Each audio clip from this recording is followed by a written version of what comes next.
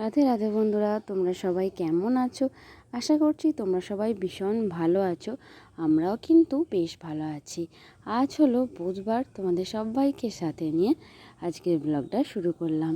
সাথে থেকেও আশা করছি আজকের ব্লগটাও তোমাদের বেশ ভালো লাগবে।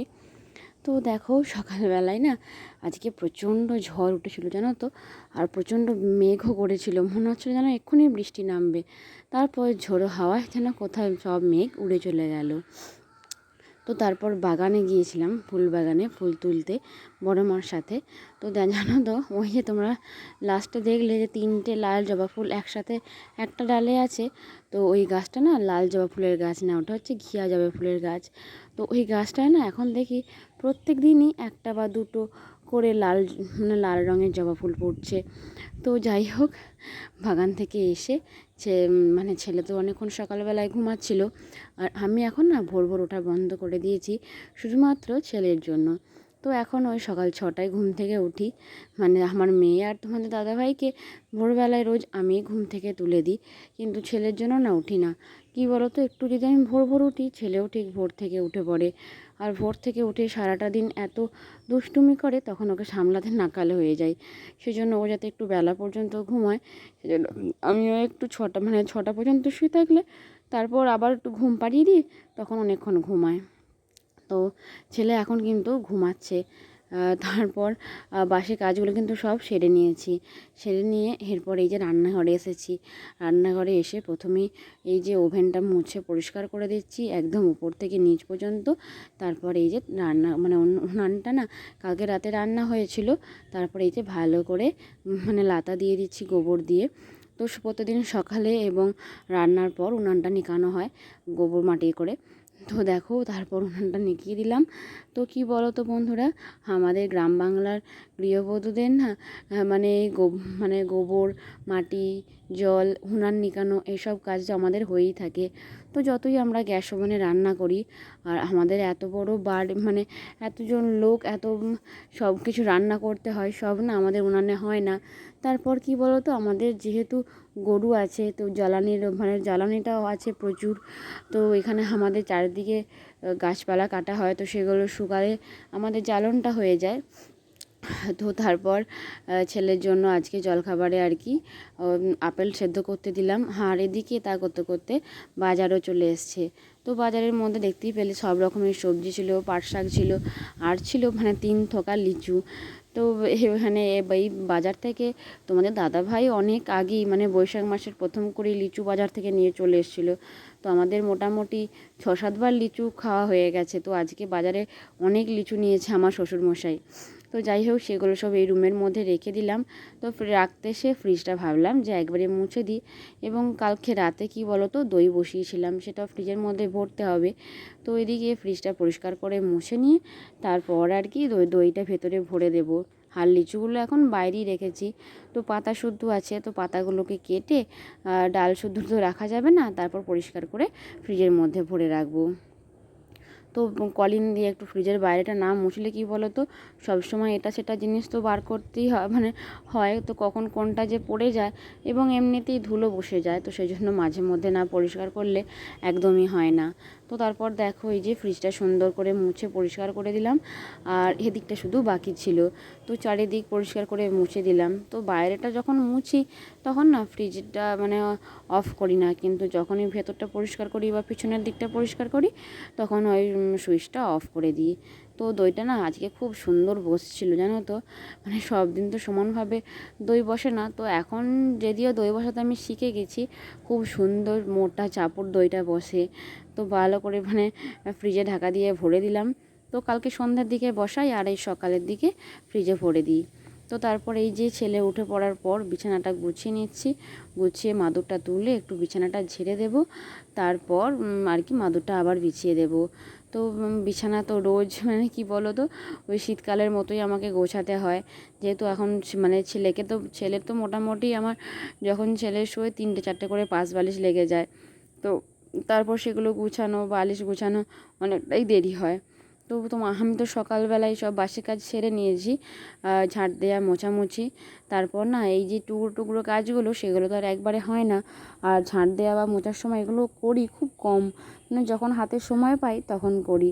নাহলে কী বলো তো, ওই ছেলে যদি উঠে পড়ে তাহলে আর ওই কাজগুলো হবে না। তো সেই জন্য ওগুলো প্রথমেই করে নিয়েছি, তারপর এই কাজগুলো করছি। তো টেবিলটা আগে ভালো করে পরিষ্কার করে মুছে দিচ্ছি, সরিয়ে সব কিছু সরিয়ে। আর টেবিলটা না সকালে এবং বিকালে দুবার ভালো করে মুছে নিই আর কি। তো দুপুরেও একবার মোছা হয়। তো যত পরিষ্কার পরিচ্ছন্ন রাখা যায় ততটাই ভালো।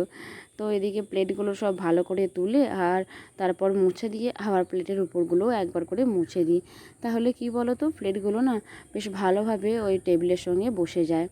তো যাই হোক, এদিকে দেখো প্লেটগুলো মোছার সময় কি বলো তো, একটু ভালো করে চেপে চেপে মুছতে হয়। কারণ ওর উপর এক এক সময় তো খাবার হয়তো তেল মশলা পড়ে গেল, তো মাঝে মধ্যে সার্ফ দিয়ে ধুয়েও দিই।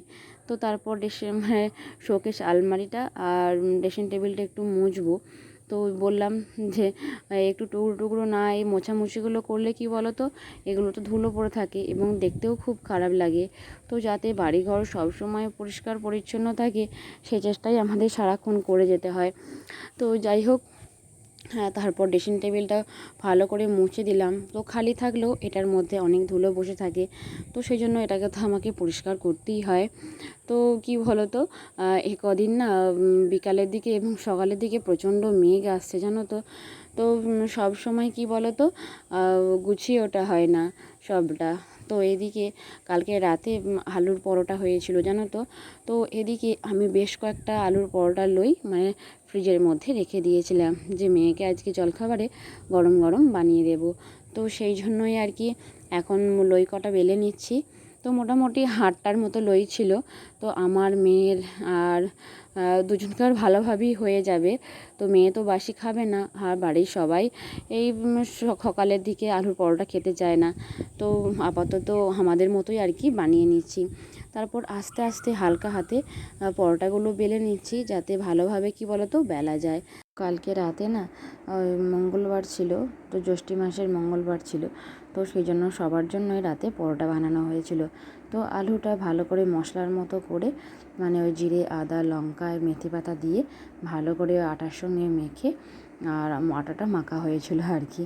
তো বেশ নরম হয়েছিল খেতে জানো তো।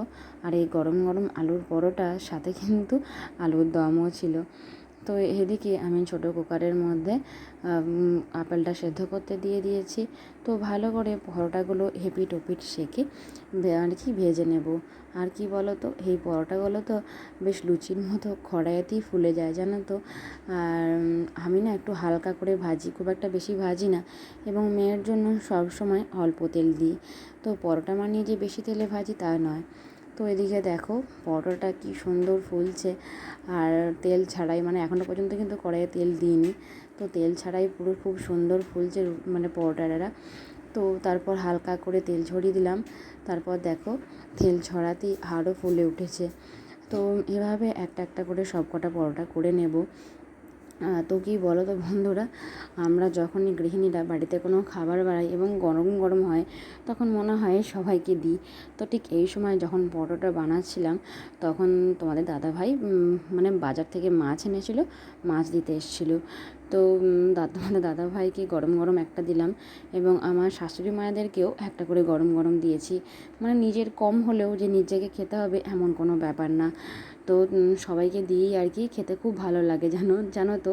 তো আমি তো একটা খেয়ে দুটি অল্প করে মুড়ি খেয়েছিলাম, আর তো আমার মেয়ে আর কি 3টে মতো খেয়েছিল। তো যাই হোক, এখন একটা একটা করে সব কটা পরোটা ভাজা হয়ে গেল। আর এদিকে ছেলের খাবারটাও যেহেতু রেডি হয়ে গেছে, ছেলেকে আগে খাইয়ে দেব, তারপর আমরা খাবো। তো ছেলেকে অন্য দিন চিড়ে সেদ্ধই খাওয়াই, মানে সকালবেলায় আপেল সেদ্ধটা রোজ দিই না, হয়তো সপ্তাহে 2 দিন দিই, আর বাকি দিনগুলো না ওই চিড়ে সেদ্ধ খাওয়াই। তো এখন প্রচণ্ড গরমে হেভি কিছু খাবার খাওয়াই না। আর আমার ছেলে না এই খাবারগুলো খেতেই অভ্যস্ত হয়ে গেছে। তো সারা দিনে ভাবছি, ছেলে তো এবার একটু বড় হয়েছে, তো 2 বছরের হতে যাচ্ছে, তো সেই জন্য ছেলের খাবার চারটা একটু পরিবর্তন করতে হবে। তো ভাবছি ছেলেকে এবার মানে এই সময় সকালের দিকে একটু বেলা করে আর কি ওটস দেবো। তো ওটস, দুধ আর কলা দিলে কিন্তু অনেকক্ষণ পেটটা ভর থাকবে, আবার সেই দুপুরে খাওয়ালেও কোনো অসুবিধা হবে না। তো আমার ছেলে এমনিতেই সব রকম খাবার যে খেতে চায় না এমনটা না, যে কোনো নতুন নতুন খাবার বানিয়ে দিলে দিব্যি আমার ছেলে মানে খুশি মনে খেয়ে নেয়। তো তারপর আলুর তরকারিটাও বসিয়ে দিয়েছি। তো কী বলো তো, একটু মশলা দেব এবং একটু হালকা করে নাড়াচাড়া করে দিচ্ছি, আর একটু বেশ গরম হয়ে যাক মানে ফুটে যাক, তারপর নামিয়ে নেব। আলুর দম আর পরোটা গরম গরম মেখে সার্ভ করে দেব। তো এখন একটু যে গরম হতে দিয়েছি। আর কি বলো তো, এখনকার দিনে মানে শীতকালে হলে তো যে কোনো খাবার বেশ টাটকা থাকে, কিন্তু এখন গরমকালে না সব রকম খাবার খুব একটা বেলা পর্যন্ত ঠিক থাকে না। তো যাই হোক, এখন কি বলো তো, এরপর তোমাদের আগেই দেখালাম যে বাজার থেকে লিচুগুলো অনেক নিয়ে এসেছিলো। তো মেয়ে তো ওই বড়ো বড়ো লাল লাল লিচু দেখে অনেক কটাই ছাড়িয়েছিল জানো তো।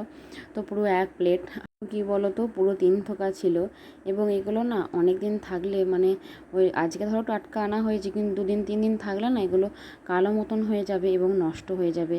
তো সেজন্য এখন থেকেই না খেলে না ওগুলো ভালো থাকবে না। তো এদিকে তারপর আমি স্নান টান সেরে চলে এসেছি ঠাকুরঘরে। আর ঠাকুরঘরে তো পুরো জবা ফুলের মেলা। তো লাল, ঘিয়া জবা, হলুদ জবা, সাদা জবা, তো অনেক রকমের জবা ছিল। এবং আমি আজকেও একটা রজনীগন্ধা ফুলের মালা গেঁথেছিলাম, আর এবং সূর্যমুখী ফুল দিয়ে এখানটা সাজানো হয়েছে। আজকের ব্লগটা এই পর্যন্তই, আবার দেখা হবে নেক্সট ব্লগে। রাধে রাধে।